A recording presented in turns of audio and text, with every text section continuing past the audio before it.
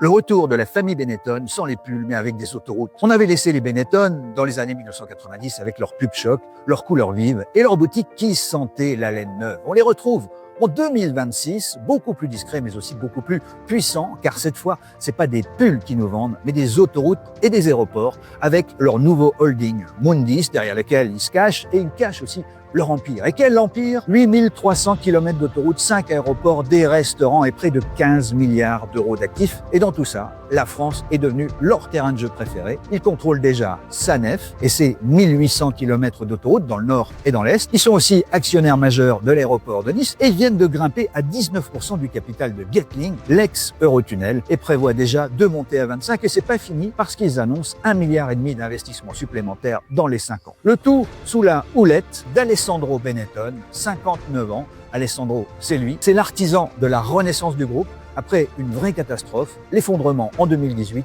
du pont de Gênes qu'il gérait en concession. Depuis, Alessandro a tout restructuré, tout repris à zéro. Il a définitivement tourné le dos à la mode pour faire des Benetton un géant des infrastructures, un quasi-fonds souverain privé capable de dialoguer avec les États, les ministres et les régulateurs. Et la France dans tout ça, eh bien, avec toutes ces concessions qui arrivent à échéance, ces aéroports saturés, ces millions de touristes, la France est devenue le nouveau terrain de jeu favori du groupe, l'endroit où les Benetton ont décidé de tisser leur toile.